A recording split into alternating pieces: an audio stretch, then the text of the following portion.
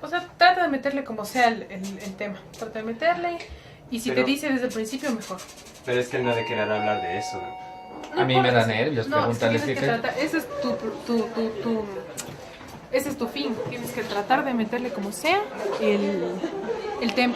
Como que, nosotros escuchamos alguna vez de esto que pasó en el IES. Siento como la plena que me da vergüenza. ¿Cachas cómo llegar? Vea, cuénteme del exorcismo. No le vas a decir, cuénteme del exorcismo. Vas a decirle, bueno, estás hablando del tema y después dices, ¿sabe que nosotros habíamos escuchado de este tema del padre y del quinto piso y tal? Entonces trata de meterle, que no le preguntes, usted es el que le hizo el exorcismo, jamás le digas así. Entonces, a la final, ¿quién le va a entrevistar al padre? Eduardo, ¿quién más va a entrevistar? Eduardo, te toca a ti entrevistar al señor. A darle con fe porque la verdad no sé qué voy a preguntar. Pero bueno, ¿no es cierto? Y ahora, cualquier cosa, Judith, que no...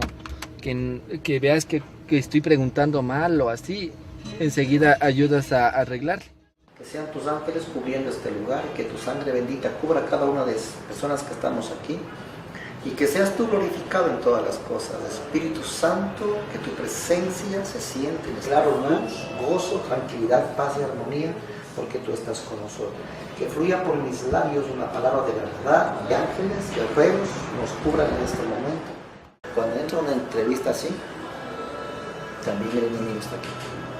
Hay que reconocer que el demonio es una criatura y por lo tanto no es comparable a Dios en ningún aspecto. Es un ángel y por lo tanto tiene unas capacidades y unas potestades superiores a las de los hombres. La palabra dice que hay un Dios bueno y que hay un enemigo que es Satanás, que es el malo y que él quiere que nosotros perdamos. Entonces en esa guerra entre el bien y el mal, que voy a entrar un poquito, es lo que el mundo no puede entender tal vez muy bien. Había altares de brujos, adoraban a una Diana, adoraban a Astarot y tanta cosa. O sea, esto siempre ha existido. Por ejemplo, hay países aquí en el mundo donde se especializan en esto. El África, Haití. ¿Sí? El diablo se posesiona de algún ser humano. Se posesiona en el sentido, lo que decimos poseer, ¿no? La posesión diabólica, en el sentido de que se asienta en el aspecto psicológico, somático del individuo, no en su espíritu, que no puede. Entonces lo que me dijo la encargada y la doctora, me dijo, esto ha ocurrido en el quinto piso.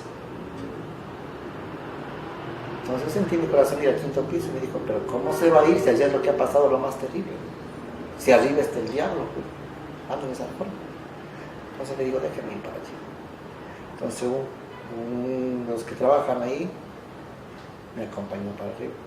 Estaba en construcción el quinto piso.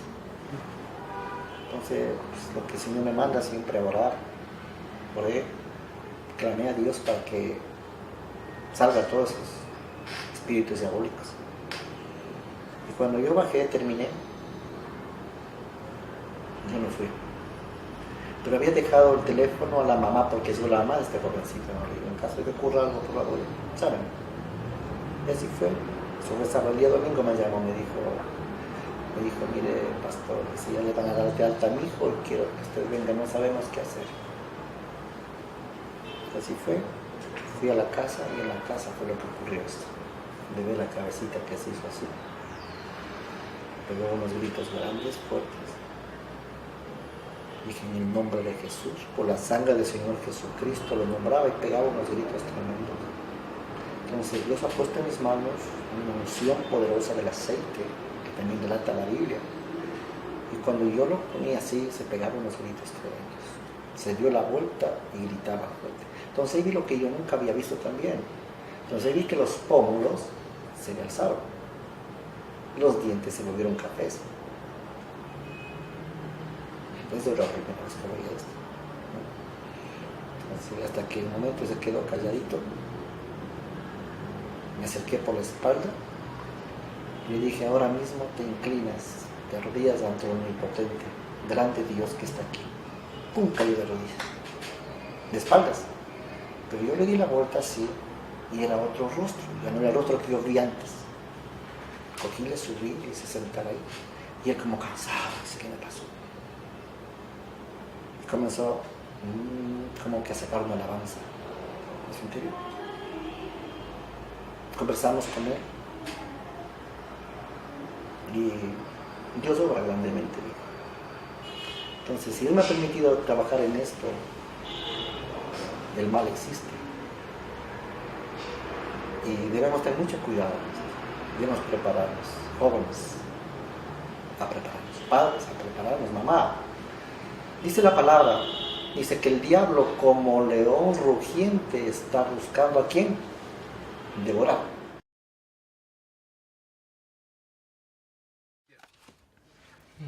Nos regaló y hasta ahora le traigo. A ver.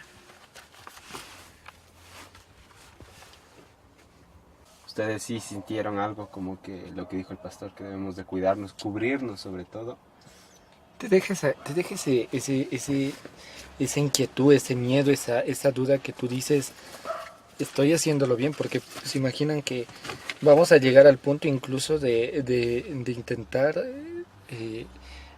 hacer algo que ellos nos dijeron que era prohibido, la Ouija, comprobar con la finalidad de contrastar la información, porque una cosa es lo que nos informaban, pero otra muy distinto es ver cómo vamos a... Apago la luz. Así, a eso.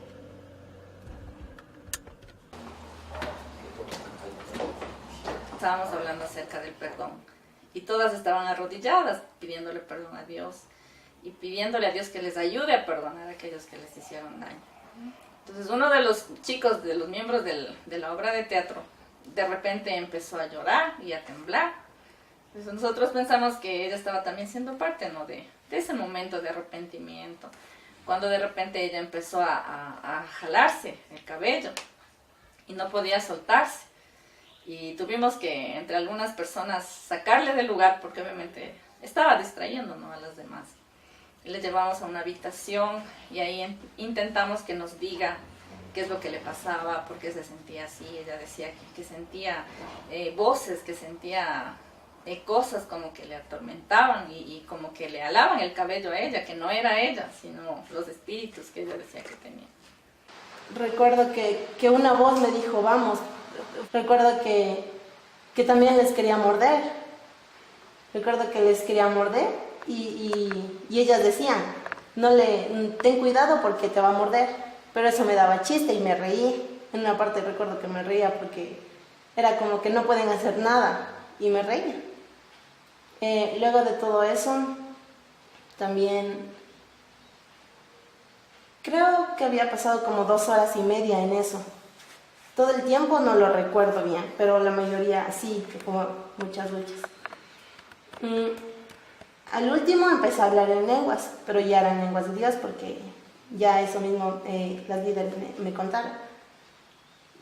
Pero me sentía confundida al momento que ya me desperté, porque tenía sangre salpicada en mi chompa, mis zapatos se rompieron completamente, estaba muy sucia. Tenía mis ojos hinchados como nunca y estaba rasgada aquí. También recuerdo que mientras estaba en el piso me intentaba hacer daño a mí misma porque me raspaba la frente y me raspaba mis cachetes. Entonces estaba dolorida, sentía un peso muy grande en mí y cuando me desperté ya no entendía nada. Era como que ¿qué pasó? Porque era como un sueño, pero un sueño así todo extraño. Es que no sé qué decir. Me dejo confundir.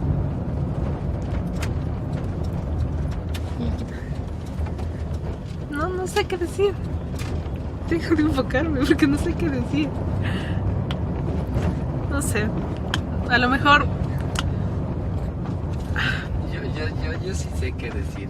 El miedo que yo, con el que me bajé del vehículo y con el que estoy tratando, después de escucharle a ella, es como que digo, no va a pasar nada. O sea, quiero una liberación, porque me siento muy pesado de estrés y quiero sonreír. Entonces quiero una liberación. Y mira que creo que no estoy endemoniado, creo. Eso. Él actúa en nosotros a través de que nosotros estamos casi convencidos de que no está. Pero sí está. Y no es que está ahí como una fuerza paralela. Él es un ser angélico que tomó una decisión. Quiso ser Dios sin Dios. Que fue lo que le incitó luego a Adán y Eva en el pecado original, ¿verdad? Pero como él era un ángel y por lo tanto no tenía pasiones de ningún tipo, no estaba sumergido ni en la psique ni en el cuerpo, pues sus actos son definitivos y están ahí siempre, ¿no? Pero no hay nadie que quiera ser Dios que no quiera tener seguidores. Y esa es su función, buscar seguidores.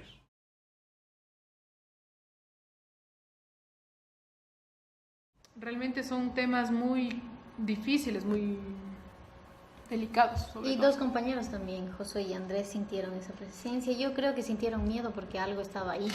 Entonces... Andrés, por ejemplo, se cohibió mucho en hacer la escena. Y por una parte le podemos entender, pero por otra parte podríamos decir, estamos solamente dramatizando, pero no. Es un tema muy delicado.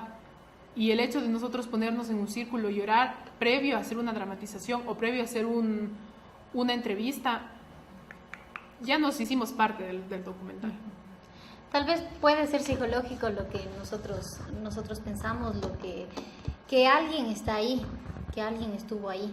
Pero en ese rato, justo en ese momento cuando estábamos haciendo la grabación, escuchamos un sonido fuerte y claro, pudo haber sido del viento, pero nos estremeció a todos hasta el punto de gritar. Entonces es una cosa un tema demasiado delicado, digo yo.